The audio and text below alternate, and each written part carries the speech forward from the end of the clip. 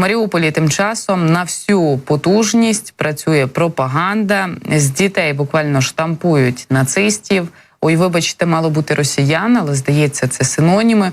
Ось зараз на екрані можемо бачити їхні патріотичні постановки. Їй-богу, сірпа і молота не вистачає для повної картини вологої мрії Владимира Путіна – повернення Радянського Союзу.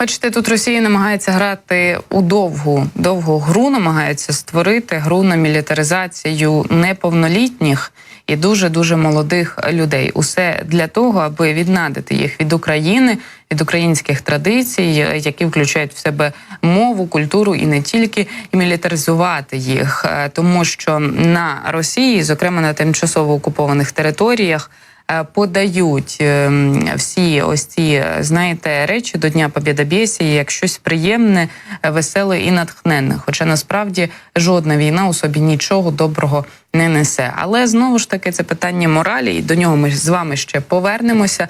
А зараз детальніше про ситуацію в Маріуполі говоримо із радником міського голови тамтешнього Петро Андрющенко уже приєднався до нашого етеру. Пане Петре, вітання вам і дякую, що традиційно приєднуєтеся до нас. Вітаю вас, слава Україні! Героям слава! Перед розмовою з вами оглядали совєтські постановки в Маріуполі, коли дітям влаштовують такі постановки, начебто до Дня Побєдобєсія, все лірично, під музичний супровід і навіть з трошки псевдоісторією, усе в найкращих, в лапках, традиціях росіян. Наскільки масовим є ось таке явище на тимчасово окупованих територіях? Я б навіть сказав, що це не масово, це тотальне просто. І ясна річ, Маріуполь тут взагалі попереду всієї планети. Це зрозуміла історія, не вилазить ця організаційна мразота з нас насправді, але це дуже велика програма росіян. Вони це почали фактично впроваджувати приблизно десь з жовтня, з листопада 2022 року ще. І достатньо успішно, знову ж таки, я скажу, що вони з цим працюють. Є прямо окремі люди, які закріплені за цими регіонами. Там відповідно така є мразота в Санкт-Петербурзі Малькевич, який відповідає, наприклад, за інформаційний супровід. І на всіх телеканалах, на всіх телеграм-пабліках офіційних там теж працює молодь, до речі. І це абсолютно підтримується Російською Федерацією через окремі програми. Всі ці театральні вистави, постановки так само. Це ж не вигадують не на місці, це все провозять вже готовими сценаріями, супроводжують це російські актери, насправді, які приїжджають те саме, я думаю, всі пам'ятають Безрукова, бригаду, цю кляту. От вони ж всі цим займаються і систематично наїжджають в Маріуполь, іноді навіть дуже непублічно, відкривають там якісь класи, школи театрального мистецтва і залучають дітей. Зверху на все це накладається ще одна річ. Їх же ж от зараз будуть знову канікули, і знову їх повезуть в Москву, Санкт-Петербург, і як от там Золотое кольцо Росії. Це окрема теж програма підготовлена, яка супроводжується, курується безпосередньо Львова і Білової. І дітям просто демонструють те, що можна на Росії подивитись, те, що можна показати.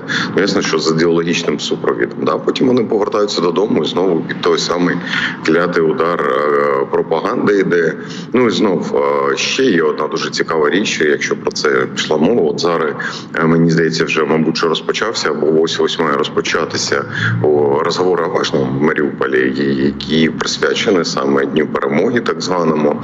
І в перший раз там за доведеним сценарієм, який затверджений, доведений, там не вигадують знову ж таки. Він прям слово приходить з Москви безпосередньо по всім регіонам, просто на місці його затверджують. Перший раз немає навіть згадки про Україну, навіть Український фронт як таковий, як військову організацію викреслили з історії, просто не згадують. Про всі інші народи там інтернаціональна згадка є, нема виключно про Україну, немає виключно про країни Балтії. Тобто все, нас викреслили з історії перемоги у Другій світовій війні з точки зору росіян. І все це з такими виставами, з таким супроводженням по школам і вкладається дітям в мізки. І це дійсно, і це не лише Маріуполь. повторюсь. Така сама історія скрізь, просто в Маріуполі це така точка прикладання зусиль максимально Російської Федерації, тому що всі ці кадри потім, які вони використовують, вони саме маріупольські, там не Донецькі, не Макіївські, не Бердянські, не Мелітопольські, а от чомусь Маріуполь тут дійсно став таким краєугольним камнем, як то кажуть.